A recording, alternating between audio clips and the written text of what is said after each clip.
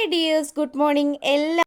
അങ്ങനെ നമ്മുടെ അലീനയുടെ ബാഗിൽ നിന്ന് ആ ഒരു മോതിരം കണ്ടെടുത്തതും വൈജയന്തി ആണെങ്കിൽ പ്രശ്നം ഉണ്ടാക്കാൻ തുടങ്ങിയിരിക്കുക. വൈജയന്തിക്ക് നല്ല ദേഷ്യം വന്നതുകൊണ്ട് തന്നെ അവൾ പറഞ്ഞു, ദേ ഇവളുണ്ടല്ലോ, ഇവൾ പേരും കള്ളിയാ. അവൾക്കറിയില്ല ഈ മോതിരം എവിടെ നിന്ന് വന്നെന്ന്. എടീ സത്യം പറയേ, ഇത് ഇവിടെ നിന്ന് അടിച്ചു മാറ്റിയതാണോ എന്ന് ചോദിക്കുക. ഇല്ല മാഡം, ഞാൻ ഒരു തെറ്റും ചെയ്തിട്ടില്ല എന്ന് അലീന ആണയിട്ട് പറയുക. പക്ഷേ ഇതൊന്നും കേൾക്കാണ്ട് നമ്മുടെ വൈജയന്തി ആണെങ്കിലോ, സത്യം ഇപ്പം ഞാൻ തെളിയിച്ചു തരാം. എന്തായാലും ബാലചന്ദ്രനാണല്ലോ നിന്നെ ഇങ്ങോട്ട് കൂട്ടിക്കൊണ്ട് വന്നത്. പുള്ളിക്കാരൻ്റെ മുന്നിൽ വെച്ച് തന്നെ നിൻ്റെ തൊലി ഞാൻ ഉരിച്ചിരിക്കും. അങ്ങനെ ബാലചന്ദ്രൻ്റെ മുന്നിലേക്ക് വിചാരണ ചെയ്യാൻ വേണ്ടിയിട്ട് അലീനയും വലിച്ചുകൊണ്ട് പോവുകയാണ് നമ്മുടെ വൈജയന്തി. അപ്പം ആ പുള്ളിക്കാരൻ ചോദിച്ചു, എന്താ വൈജയ്, എന്താ പ്രശ്നം, എന്തിനാ നീ ഇങ്ങനെ ബഹളം വെക്കുന്നത്?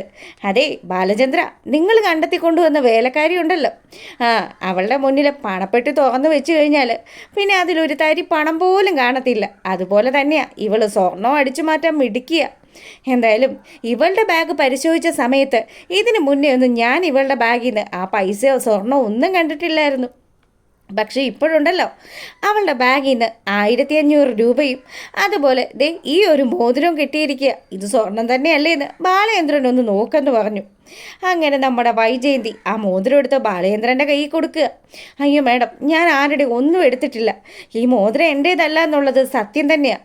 ഇതെങ്ങനെ എൻ്റെ ബാഗിൽ വന്നെന്നും എനിക്കറിയത്തില്ല മാഡം. പിന്നെ ആ പൈസ അതെനിക്ക് എൻ്റെ മമ്മി തന്നതാ. പിന്നെ നിൻ്റെ ഒരു മമ്മി, ഇതിന് മുന്നേ ഞാൻ നിൻ്റെ ബാഗ് പരിശോധിച്ചപ്പോഴൊന്നും ഈ പണം ഞാൻ കണ്ടില്ലല്ലോ. അതുകൊണ്ട് ബാലേന്ദ്രൻ്റെ 1000 രൂപ കാണാതെ പോയെന്ന് പറഞ്ഞില്ലേ, ആ കാശായിരിക്കും ഇവളുടെ കൈവശം വന്നിരിക്കുന്നത്. ഇവൾ പഠിച്ച കള്ളിയാ. ഇവളെ ഇനി ഒരു നിമിഷം പോലും ഇവിടെ വെച്ച് പൊറപ്പിക്കാൻ പറ്റില്ല. സത്യം പറയടി, ഇതെവിടെ നിന്നാണ് നിനക്ക് ഈ മോതിരം കിട്ടിയെന്ന് വൈജയന്തി ചോദിച്ചുകൊണ്ട് നിൽക്കുമ്പം ബാലേന്ദ്രൻ പറഞ്ഞു, എൻ്റെ വൈജയ്, നീ ഒന്ന് ഒച്ച വയ്ക്കാതെ ഇരിക്ക്, അവൾക്ക് പറയാനുള്ളത് കൂടി കേൾക്കട്ടെ. സത്യം പറയാം അലീനെ, എവിടെ നിന്ന് എനിക്ക് ഈ മോതിരം കിട്ടിയതെന്ന് അലീനയുടെ അടുത്ത് ബാലേന്ദ്രൻ ചോദിച്ചു. അലീനയാണെങ്കിൽ ഒരു നിമിഷം ഇങ്ങനെ ആലോചിച്ചുകൊണ്ട് നിൽക്കുക. അപ്പോഴവൾക്കൊരു കാര്യം ഓർമ്മ വന്നത്, ആ ഹരി അന്ന് വീട്ടിൽ വന്ന സമയത്ത് അവൻ ഇവൾക്ക് ഈ മോതിരം കൊടുക്കാനായിട്ട് വെച്ച് നീട്ടിയിരുന്നല്ലോ. പക്ഷേ ഇവളത് ശരിക്കും കണ്ടിട്ടില്ല. അങ്ങനെയുള്ളൊരു കാര്യം ഇവളിങ്ങനെ ആലോചിച്ചുകൊണ്ട് നിൽക്കുമ്പോൾ തന്നെ വൈജയന്തി പറഞ്ഞു, കണ്ടില്ലേ, മിണ്ടാതെ നിൽക്കുമ്പം തന്നെ കള്ളത്തിനുണ്ടെന്ന് മനസ്സിലാക്കണ്ടേ. ഇവൾ പഠിച്ച കള്ളിയാണെന്ന് നിങ്ങളോട് ഞാൻ എത്ര പ്രാവശ്യം പറഞ്ഞു. ഇവളെപ്പോലെയുള്ളൊരു വേലക്കാരിയെ ഇനി നമ്മുടെ വീട്ടിൽ ആവശ്യമില്ല. ഇതൊക്കെ പറഞ്ഞുകൊണ്ട് നിൽക്കുമ്പോൾ നമ്മുടെ രോഹിത്തും അതുപോലെ തന്നെ നമ്മുടെ കൃഷ്ണമോളും പിന്നെതാ ബബിതയും ഒക്കെ അവിടെ ഇതൊക്കെ കേട്ടുകൊണ്ട് നിൽക്കുക. അവരെല്ലാവരും ആണെങ്കിലും ഈ അലീന ചേച്ചി ഇതെന്താ ചെയ്തിരിക്കുന്നതെന്ന് ആകാംക്ഷയോട് കൂടി നോക്കി നിൽക്കുമ്പം രോഹിത്ത് ആ സത്യം പറയുക. അതെ, ഇവൾക്ക് കൊല്ലപ്പള്ളിയിൽ ഹരി സമ്മാനിച്ചത് ആ മോതിരം. ഇത് കേട്ടപ്പോൾ തന്നെ നമ്മുടെ വൈജയ്, നീ എന്താ ഈ പറഞ്ഞു വരുന്നത്? അതേ, നീ കൊല്ലപ്പള്ളിയിലെ ഹരി കഴിഞ്ഞ ദിവസം ഇവിടെ വന്നില്ലേ, ആ സമയത്ത് അവൻ ഇവൾക്ക് സമ്മാനിച്ചതാ ഈ മോതിരം. അതെങ്ങനെ നിനക്കറിയാമെന്ന് വൈജയന്തി ചോദിച്ചു. അത് കേട്ടപ്പോൾ തന്നെ രോഹിത്ത് പറഞ്ഞു, അതെ, അവൻ ഇതിനു മുന്നേയും ഇവൾക്ക് പല കാര്യങ്ങളും കൊടുത്തിട്ടുമുണ്ട്. കൊടുക്കൽ വാങ്ങൽ പരിപാടികൾ ഇവർ ഇന്നും ഇന്നലെ തുടങ്ങിയതല്ല. ഇവൾ കൊല്ലപ്പള്ളിയിൽ വേലക്കാരിയായി വന്ന സമയം മുതലേ ഹരിയും ഇവളും തമ്മിൽ എന്തൊക്കെയോ ചില ഇടപാടുകളൊക്കെ ഉണ്ടായിരുന്നു. അങ്ങനെയാണ് എന്നോട് ഹരി ഈ കാര്യങ്ങളൊക്കെ പറഞ്ഞത്. ഇതുകൂടെ കേട്ട് കഴിഞ്ഞപ്പോൾ എന്താ നമ്മുടെ വൈജയന്തി ആണെങ്കിൽ ദേഷ്യത്തിൽ നിൽക്കുക.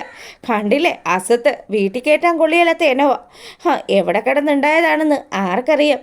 അങ്ങനെയൊക്കെ പറയുന്ന സമയത്ത് നമ്മുടെ അലീനയ്ക്കാണെങ്കിൽ വലിയ വിഷമമായി. അലീന ഒരിക്കലും ഒരു തെറ്റും ചെയ്തിട്ടില്ല.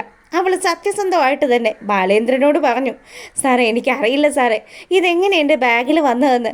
ഇപ്പം ഇവർ ഈ പറയുന്ന കഥകളൊക്കെ ശരിയാണോന്ന് പോലും എനിക്കറിയില്ല. എന്തിനാ എന്നെ വെറുതെ ഇങ്ങനെ പ്രതിയാക്കുന്നതെന്നൊക്കെ അലീന പറയുക. അപ്പോഴത്തേക്കിനും അല്ല, ഒന്നുമില്ലാണ്ട് രോഹിത് ഇങ്ങനെ പറയില്ലല്ലോ. രോഹിത് അങ്ങനെ പറഞ്ഞിട്ടുണ്ടെങ്കിൽ അതിന് പിന്നിലും മറ്റെന്തെങ്കിലും ഉദ്ദേശം കാണുമെന്ന് അലീന പറയുക. ഇതും കൂടെ കേട്ട് കഴിഞ്ഞപ്പം നമ്മുടെ വൈജയന്തിക്കാണെങ്കിൽ ദേഷ്യം അങ്ങ് ഇരട്ടിച്ചു. പുള്ളിക്കാരി പറഞ്ഞു, ഇപ്പോൾ പൊയ്ക്കോ, നിന്നെ ഞാൻ പൊക്കിക്കോളാം. ഇതിൻ്റെയൊക്കെ സത്യാവസ്ഥ ഞാനൊന്ന് കണ്ടെത്തിക്കോട്ടെ, അതിനുശേഷം എന്ത് ചെയ്യണമെന്നുള്ളത് ഞാനേ തീരുമാനിച്ചോളാം എന്ന് പറഞ്ഞ് നമ്മുടെ അലീനയെ അവിടുന്ന് പറഞ്ഞു വിടുക. അലീനയാണെങ്കിൽ വലിയ സങ്കടത്തിൽ അങ്ങനെ ഇരിക്കുക. ഈ സമയമാണെങ്കിൽ നമ്മുടെ വൈജയന്തി ബാലചന്ദ്രനുമായിട്ട് പൊരിഞ്ഞടി. അതെ, നിൻ്റെ ആങ്ങളയുടെ മോനെന്ന് പറയുന്ന ഹരി, അവനും അലീനയും തമ്മിൽ ഇങ്ങനെയുള്ളൊരു ബന്ധമുണ്ടെന്ന് അപ്പം നമ്മുടെ മകൻ രോഹിത്തിന് അറിയാമായിരുന്നല്ലോ. അങ്ങനെയാണെങ്കിൽ ഇതൊക്കെ സത്യമാണെന്ന് ആ ഹരിയെ വിളിച്ച് ഞാൻ അന്വേഷിക്കട്ടെ. എന്തിനാ ബാലേട്ടാ നിങ്ങൾ ഈ ഹരിയെ വിളിക്കാൻ നിൽക്കുന്നത്? ബാലേന്ദ്ര, ഞാൻ നിങ്ങളോട് പല ആവർത്തി പറഞ്ഞിട്ടുണ്ട്, എൻ്റെ ആങ്ങളയുടെ മോനുണ്ടല്ലോ, അവൻ നല്ലൊരു ഡീസൻറ്റ് പയ്യനാ. ഇവള് വല്ല കണ്ണും കലാശവും ഒക്കെ കാണിച്ച് അവനെ വളച്ചെടുക്കാൻ നോക്കിയതാകാനാ സാധ്യത. എന്തായാലും ഇതൊന്നും പറഞ്ഞ് പ്രത്യേകിച്ച് പ്രയോജനമൊന്നും ഇല്ലല്ലോ. സംഭവിക്കാനുള്ളതൊക്കെ സംഭവിച്ചു. ഇവർ തമ്മിൽ ഇങ്ങനൊരു ഇടപാട് നടക്കുന്നത്, അതും അവൻ നമ്മുടെ വീട്ടിൽ വന്ന് ഇങ്ങനെയുള്ളൊരു ചെറ്റത്തനം കാണിച്ചപ്പം അത് നമ്മൾ ചോദ്യം ചെയ്യേണ്ടേ വൈജയന്തി? ഓ പിന്നെ അവനെ ഇപ്പോൾ എന്ത് ചോദ്യം ചെയ്യാനാ? അവൻ എൻ്റെ ആങ്ങളയുടെ മോനല്ലേ. എടി, നാളെ നമ്മുടെ വീട്ടിൽ 2 തൊലിവെളുപ്പുള്ള പെമ്പിള്ളേർ നമ്മുടെ വീട്ടിലും ഉണ്ട്. ആ കൊച്ചുങ്ങളോട് ഇവൻ ഇതുപോലത്തെ കന്നന്തിരിവ് കാണിച്ചു കഴിഞ്ഞാലേ അത് എനിക്കൊരിക്കലും അംഗീകരിക്കാൻ പറ്റില്ല. ഓ പിന്നെ അങ്ങനെ എന്തെങ്കിലും കാണിച്ചു കഴിഞ്ഞാൽ അവരെ തങ്ങളിൽ അങ്ങ് കെട്ടിച്ചേക്കണം. അപ്പം തീരാവുന്ന പ്രശ്നമല്ലേ ഉള്ളൂ എന്ന് നമ്മുടെ വൈജയന്തി പറയുക. അങ്ങനെ ഇതും കൂടെ കേട്ട് കഴിഞ്ഞപ്പോൾ ബാലേന്ദ്രനാണെങ്കിൽ എന്തായാലും അലീനയ്ക്ക് പറയാനുള്ളത് കൂടി കേൾക്കണം. അലീന പറയുന്നത് കൂടി കേട്ടതിന് ശേഷം മാത്രമേ ഒരു തീരുമാനം എടുക്കാൻ പറ്റത്തുള്ളൂ. അല്ലാണ്ട് ചുമ്മാ ഒരു തീരുമാനം എടുത്തു കഴിഞ്ഞാൽ എങ്ങനെയാണ് ശരിയാവുന്നത്? രണ്ടുപേർക്കും 2 ന്യായം നടപ്പാക്കുന്നത് ശരിയല്ലല്ലോ. രണ്ടുപേരും ഇവിടെ തെറ്റുകാരാ. അത് നിങ്ങൾ പറയുന്നത്. എന്തായാലും ഞാനതൊന്നും അംഗീകരിച്ച് തരില്ല എന്ന് വൈജയന്തി പറയുക. ഈ സമയമാണെങ്കിൽ നമ്മുടെ മുത്തശ്ശിയുടെ റൂമിൽ നിന്ന് തുണിയൊക്കെ മടക്കിക്കൊണ്ടിരിക്കുക അലീനയോട് മുത്തശ്ശി ചോദിച്ചു, എന്താ മോളെ, നീ സങ്കടപ്പെട്ട് എന്തൊക്കെയോ പ്രാർത്ഥിക്കുന്നൊക്കെ ഉണ്ടായിരുന്നല്ലോ. അമ്മ, ഞാൻ ഒരിക്കലും ഒരു തെറ്റും ചെയ്തിട്ടില്ല. ഞാൻ അങ്ങനെയുള്ളൊരു പെണ്ണുമല്ല. ഇനി എന്തൊക്കെ അനുഭവിക്കേണ്ടി വന്നാലും അതൊക്കെ തരണം ചെയ്ത് മുന്നോട്ട് പോകാനുള്ള ശക്തി ഞങ്ങളുടെ മമ്മി ഞങ്ങൾക്ക് തന്നിട്ടുണ്ട്. അതുകൊണ്ട് എനിക്കൊരിക്കലും ഇനി സങ്കടപ്പെടേണ്ടി വരില്ല. അങ്ങനെയൊക്കെ സംസാരിച്ചുകൊണ്ട് നിൽക്കുമ്പോഴാണ് വൈജയന്തി അങ്ങോട്ട് വരുന്നത്. എടി, എന്തിനാടി വൈജയ് നീ ഈ പെങ്കൊച്ചിനെ ഇങ്ങനെ വിഷമിപ്പിക്കുന്നത്? അതെ, ഇവൾ ആരാണെന്നൊന്നും അമ്മയ്ക്കറിയില്ലല്ലോ. ഇവളുടെ കയ്യിലിരിപ്പ് എന്താണെന്നും അമ്മയ്ക്കറിയില്ലല്ലോ. ഇവള് മഹാ അലമ്പ.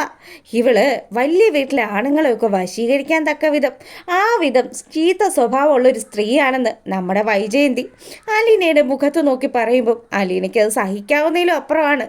സ്വന്തം അമ്മ തന്നെ ഇങ്ങനെ പിഴച്ചവളെന്ന് പറയുമ്പം ഏത് മക്കൾക്ക് സഹിക്കാൻ പറ്റുന്നത്? അങ്ങനെ നമ്മുടെ അലീന കരഞ്ഞു വിഴിഞ്ഞ് അവിടെ നിൽക്കുക. ഈ സമയം മുത്തശ്ശി പറയുന്നുണ്ട്, എടി, ആ ഹരി ആളത്ര ശരിയൊന്നുമല്ല. നിന്നോട് ഇതിനു മുന്നേ ഞാൻ പറഞ്ഞിട്ടുണ്ട്. അവൻ ഇവളുടെ റൂമിൽ വന്നതും ഇവളുടെ ബാഗ് പരിശോധിക്കുന്നതും ഒക്കെ ഞാനും കണ്ടതാ. എന്തിനാ മോളെ ഇങ്ങനെ അവൻ ചെയ്ത തെറ്റിന് നീ ഈ കൊച്ചിനെ പറയുന്നത്? നിനക്കല്ലേൽ ഈ കൊച്ചിനെ കണ്ടുകൂടല്ലോ. അതെ, എനിക്കിവളെ കണ്ടുകൂടാ. അങ്ങനെയുള്ള ഒരുത്തിയും എൻ്റെ വീട്ടിൽ താമസിക്കണ്ട. എൻ്റെ വീട്ടിൽ താമസിക്കുന്നവരൊക്കെ നല്ല സ്വഭാവത്തിലുള്ളവരായിരിക്കണം. അല്ലാണ്ട് ഇതുപോലെ കണ്ടതും കടിയതും ഒക്കെ കാണിച്ച് നടക്കുന്ന ഇവളെപ്പോലെയുള്ള ഒരുത്തിയെ ഞാനൊരിക്കലും എൻ്റെ വീട്ടിൽ വെച്ച് പൊറപ്പിക്കില്ല. ഇന്ന് നീ വീട്ടിൽ നിന്ന് പടിയിറങ്ങേണ്ടി വരും. എത്രയും പെട്ടെന്ന് തന്നെ ഞാൻ ബാലേന്ദ്രനോട് പറഞ്ഞ് നിന്നെ ഇവിടെ നിന്ന് ഇറക്കി വിടുന്നതായിരിക്കും. മാഡം, ഞാൻ ഒരിക്കലും ഒരു തെറ്റും ചെയ്തിട്ടില്ല. മാഡത്തിന് എന്നെ ഇഷ്ടമല്ലെന്ന് എനിക്കറിയാം. പിന്നെ സാരമില്ല മാഡം, എല്ലാം ഞാൻ സഹിക്കാനായിട്ടും വിധിക്കപ്പെട്ടവളാണെന്നൊക്കെ പറഞ്ഞ് അലീന സങ്കടപ്പെടുന്നതാണ് കേട്ടോ ഇന്നത്തെ വിശേഷത്തിലുള്ളത്.